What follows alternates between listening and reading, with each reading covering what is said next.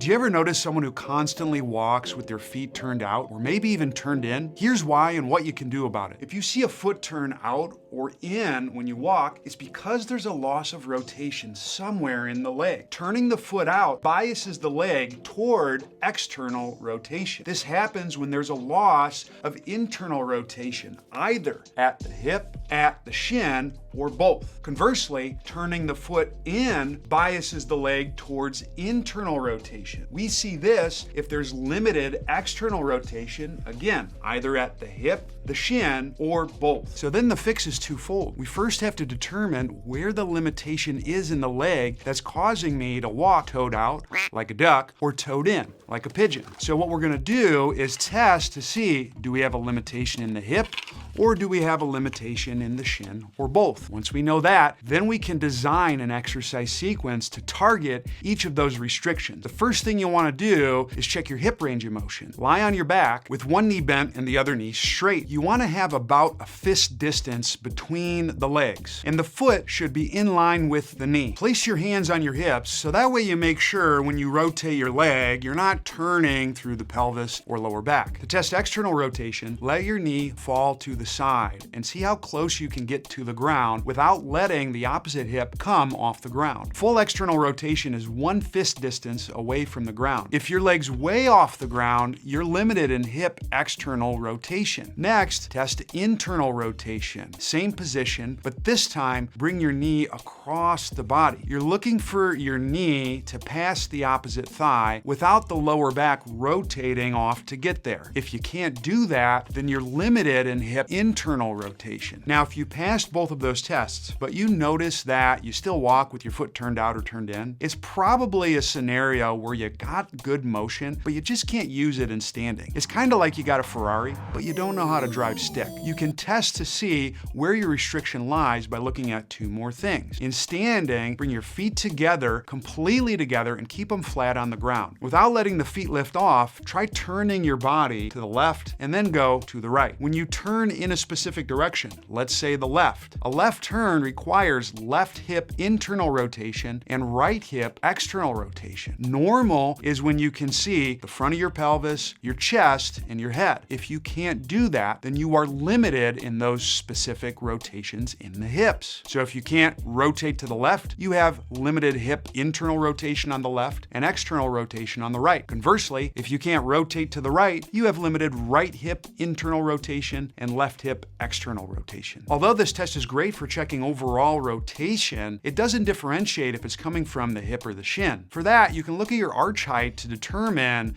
which type of rotation is going on down at the shin. And you can do this by simply getting your foot wet and putting it on a piece of paper or even on carpet. If you notice that you can see your entire foot on the ground, your foot's a little flatter. This is associated with more internal rotation of the tibia or the shin. Usually we see this with people who have pigeon toe. On the flip side, if you can barely see your foot arch, you probably have a higher arch, and this is biased more towards tibial external rotation. You're more likely to see this with someone who's got a duck foot or a toe out. So now that you've tested yourself, we have to figure out where the limitation is and what exercise sequence is gonna be best. If you were limited in all of the tests, then bruh, you hella stiff. You got to address the more superficial restrictions first before tackling the foot turn. Otherwise, it's kind of like trying to take your sock off while you're still wearing a shoe. Even if you want the sock off desperately, the shoe's got to come off first. Same thing here. For the other possibilities, it's pretty simple. Ask yourself, is my foot turned out or is my foot turned in? Let's first talk about the turned out or duck feet presentations. If your foot is turned out and you're limited in hip internal rotation, then you'll want to address the hip component first. If your foot's turned out, but your internal rotation is pretty good and external rotation is limited, then we have to look at addressing the shin component. Let's now look at the same thing, but this time with the turned in or pigeon toe foot. If your foot's turned in, but you're limited in hip external rotation, then you want to address the hip component first. If your foot's turned in,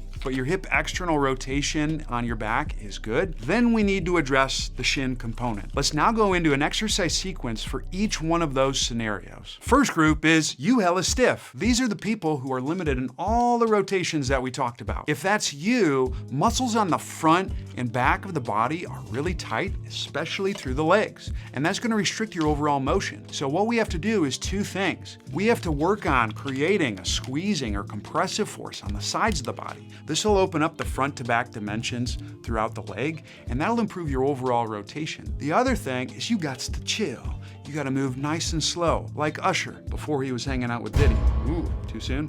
Whatever. I'm gonna show you two exercises that'll address each of those. Lie on your side with a yoga block on the top of the pelvis and another one long ways on the rib cage. You can also use firm pads or pillows if need be. The bottom hip's gonna be at about 70 degrees of hip flexion, and the top foot is gonna be in front of the bottom ankle. Lift the knee up. Roll your body forward so that way your outside knee is touching the ground, and same thing with the outside elbow. Look straight ahead and take your top hand. You're gonna put it on your forehead and let your elbow flare out slightly, but not to the point where you feel a stretch in your pecs. Press down on your head. This is gonna help keep the top side of the body more elongated, which is needed to reduce muscle activity. In this position, moving only 75% of your air, do a slow 5-count breath in through the nose and a soft, lazy 5-count exhale through the mouth. Stay in this position for 3 sets of 60 seconds per side. You'll next want to learn how to rotate your body without producing a whole lot of tension. You can stay on your side, but this time place a foam roller along the shin. Hips will be at about 70 degrees of flexion. Your arms are going to be atop one another out in front of you. You're just going to quietly nasal breathe throughout. Make it natural, chill, and relax. As you're doing this, start dragging the top arm along the bottom arm, then across the chest, and then towards the back. As you're doing this, you'll notice that naturally your upper back, then your middle back, and then your hips and knee roll backwards along with you. You want to stop the roll at the point that your knee no longer begins to rotate back. Otherwise, what happens is you bend mostly through your lower back. That's going to limit the hip mobility gains that we need to fix the foot turning out or in. Roll back to the start, driving it from the knee this time. Rotate the knee forward. That's going to bring the hip and the pelvis, and then the lower back, and then the mid, upper, and arm along for the ride. So start, roll back with the arm, roll forward with the knee. Do this for 2 to 5 minutes per side. You ideally want to spend anywhere from 2 to 4 weeks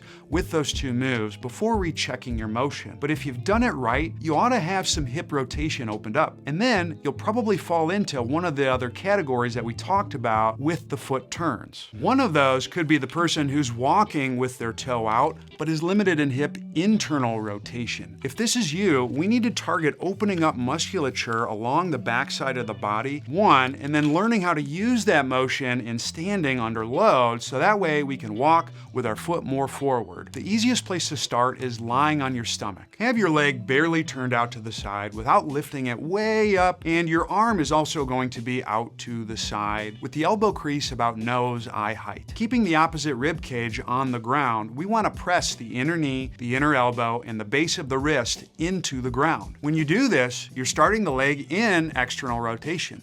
But then when you press into the ground, it drives the internal rotation that's needed to get the foot to turn forward. This is going to help open up the back of the hips for you folks who got like no IR whatsoever. In this position, moving only 75% of your air, do a slow 5-count breath in through the nose and a soft 5-count breath out through the mouth. If you feel anything, it might be a little bit of inner thigh working, but what we really want to see is as you breathe in, your lower back and even your rear kind of get bigger on the inhale, and then during the exhale, they get smaller. This is what's needed to loosen up those areas so your foot points forward. Hang out in this position for 3 sets of 60 seconds per side. We next want to progress the amount of internal rotation that we're driving so the foot can point even more forward. To do this, we're going to bring the leg up into more hip flexion within this range. At about 90 degrees of hip flexion, there's a little bit more of a bias towards hip internal rotation, which you need if you want your foot to point forward. Get a Swiss ball or a big exercise ball or a foam roller in a pinch and bring your hips up to 90 degrees, aka the kneecaps pointing up towards the ceiling. Bring your feet together and your knees apart. Place the ball in between the knees. Take your hands and walk them forward on the ball so that way your back back is flatter on the ground, without forcing, of course. Gently, at about a 3 out of 10 effort, press your knees into the ball while keeping your feet together. Press your hands into the ball at the same intensity. You'll start to notice that your abs and maybe a little bit of inner thigh begin to work. Do the same breathing that we did in the previous move for 3 sets of 60 seconds, making sure that your feet never lose contact. Now that we have the hip mobility needed to walk less like a duck, we gotta make sure that we can use it in standing. The best place to start this is using a box squat. Start with your feet turned out slightly, a little bit less than you normally would when you walk. We're gonna get the hip internal rotation by sitting to the box, because remember, 90 degrees of hip flexion biases hip internal rotation. Get about a 10-pound or 5-kilogram plate and exhale and reach it out in front of your chest. This will keep you heavier on your heel. Just make sure the foot stays flat. Inhale and sit down towards the box at about a 3 count. Exhale and come back up, keeping the knees soft. Do not make the mistakes of arching your back as you lower. The way you see this is the arms will go above 90 degrees. If you can keep the arm at a 90-degree angle, no one will mess with you. The other mistakes I see is leaning back like your fat Joe as you sit. This keeps the back of the hips tight. That's going to limit the hip IR gains that you need to walk forward. And the other mistake that I see is locking out aggressively at the top. This shifts the hips more forward, which biases external rotation in the hip. That's going to keep you like a duck. Do slow 3 counts down and slow 3 counts up for 3 sets of 10 reps. Now, all foot turns aren't hip related. Maybe you were the person who had your foot toeing out, but you were limited more in the tibial component, meaning you didn't have shin internal rotation. For that, we actually need to keep the leg in external rotation, the hip that is, and then drive tibial internal rotation. The easiest place to start is in half kneeling. Get on one knee with the back foot turned inward. Have the front leg pointing forward with the foot flat on the ground. Stay heel heavy during this. Take both your hands and grab your shin. You're gonna twist the shin inward towards the ground without letting the foot tip. Maintaining this twist, you're gonna push your knee over the center of your foot while keeping the heel on the ground. Do not force this, just go as far as you comfortably can. And then slowly bring it back. Do not make the mistake of pushing so far that you lose heel contact. You wanna make sure the heel is glued on the ground. You're gonna gently push the knee back and forth, keeping this twist for 3 sets of 10 reps. Now that you've got access to the motion in the tibia or shin, we need to make sure that you can use it. You'll need a band for this one. Lie on your back with a band around your knees. Feet should be completely flat on the ground to the point where you notice the heel and the front of the foot flat. If you can't feel the front of the foot, you might need to bend the knees a little bit more. Or you can upslope the feet on a ramp. Your waist-banded back should be flat on the ground without forcing. If you notice that you got a big old arch, then you'll want to raise your feet up onto something. Keeping slight pressure into the band without letting the foot tip. Press the whole foot down into the ground without the pelvis moving. If you get it right, you should start to notice your hamstrings work. In this position, moving only 75% of your air, do a slow 5-count breath in through the nose and a soft 5-count breath out through the mouth. Hang out in this position for 3 sets of 60 seconds. Now that you've mastered creating that motion on the ground, we gotta make sure that you can use it in standing so your foot doesn't toe out but points forward. A split squat with a twist is the best way to do this. Place a foam roller between your wall and your thigh. Keeping the foot flat, you want to drop down into a split squat. Then press your knee into the foam roller. If you get it right, you'll start to notice your glute working. Looking straight ahead, you're going to do the same breathing as we did before for 3 sets of 60 seconds. And if you're feeling frisky, you can bump this up to 2 minutes, which is really going to cook you and build your endurance so you're not walking like a duck, but you're walking with the foot pointing forward. Now, we've spent a lot of time talking about those with the foot turned out, but what if you're that person with your foot turned in? If that's you, then we need to address either the hip or the shin component related to the foot turned in. Let's first talk about the hip component. This is a limitation in hip external rotation. So if you didn't have hip ER, you'll want to do this sequence. Lie on your back with a foam roller, yoga block, or small ball in between your knees. You want your legs to be in a straight line. Your feet should be completely flat. If they're not, bring them closer to your hips, or if you start to notice that you get a hamstring cramp when you're doing the movement, you might want to get some ramps and tip the feet upwards. You'll want to do this on an elevated surface like a couple books or a box. This will help keep your pelvis and lower back area on the ground, and you need that to improve hip external rotation. Press the feet straight down without without moving the pelvis. If you get it right, you'll notice that your hamstrings begin to work. If you start to feel your inner thighs working instead, chances are you're tipping the feet inward to press down. This happens when the pinky toe or the side of the foot comes off the ground. Moving only 75% of your air, do a slow 5-count breath in through the nose and a soft 5-count breath out through the mouth. Hang out in this position for 3 sets of 60 seconds. We now want to progress the amount of external rotation we're driving by starting an even more hip flexion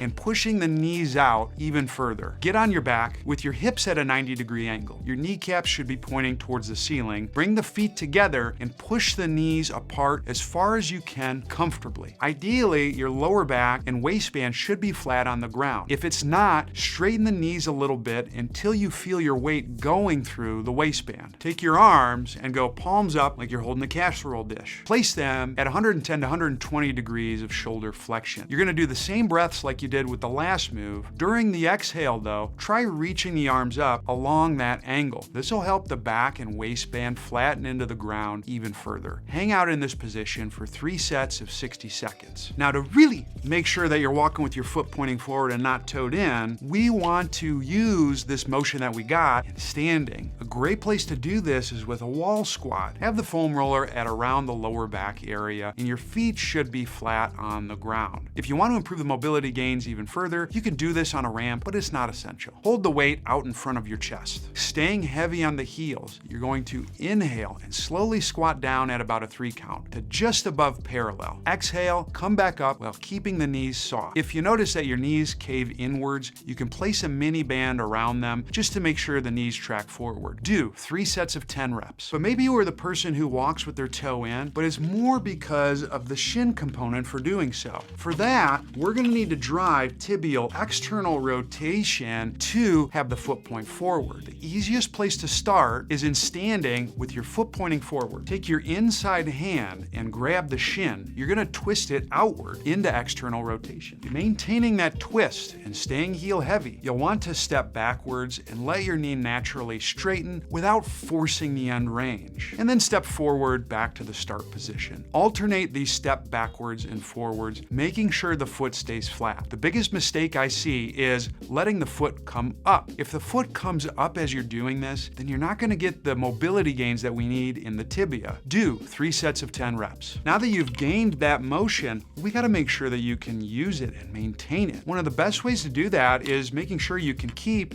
an active straight leg raise, because when you do this, the quadriceps muscle, the muscles on the front of the thigh, are active at keeping that tibial position. But if you really wanna make sure that you can maintain it, you should try that action in flutter kicks. Lie on your back with your hips at 90 degrees. Go ahead and straighten the knees. This is gonna keep you heavy on the waistband area. Have your arms at about 110 to 120 degrees of shoulder flexion with the palms upward. Take a slow breath in through the nose, and during your soft exhale through the mouth, reach the arms up. This will encourage the back to flatten and it'll start cooking the abs. Keeping your legs straight, you're going to slowly flutter your legs up and down without arching your back. Breathe naturally through this, doing a slow 5-count breath in through the nose and a soft 5-count breath out through the mouth. Your abs should be absolutely, torched. Do this for 3 sets of 30 to 60 seconds. Over the long haul, you want to progress so your legs get lower and lower to the ground without arching your back. It sucks, but it'll help you a lot. Now, holding that leg straight is a great way for keeping that shin position. But the problem is it doesn't teach you how to use it in standing. But now that you've got the mobility and built the endurance, let's practice using it. The easiest place to do this is with the split squat with the twist. Grab a foam roller and place it on the wall, and the other end is going to be on the inner part of your leg. Your foot's going to be flat on the ground. Drop into a split squat. Gently press your knee into the foam roller without tipping the foot. If you get it right, you'll feel your inner thigh working. You might even feel your outside hip and your quad begin to work as well. Staying heavy on the heel, making sure the foot's flat. Do slow breathing in this position. Moving only 75% of your air. Take a slow 5-count breath in through the nose and a soft 5-count breath out through the mouth. Hang out in this position for 3 sets of 60 seconds. Or if you really want to build your endurance in this position, so you're walking with that foot pointing forward, work up to a 2-minute hold. Now, a lot of times people who walk with a foot turn usually also have restrictions in other parts of the body. But what do you do to address restrictions in the pelvis or the upper back or the shoulder. This video right here is probably my most comprehensive way of doing just that, because it involves similar testing like we did in the lower body,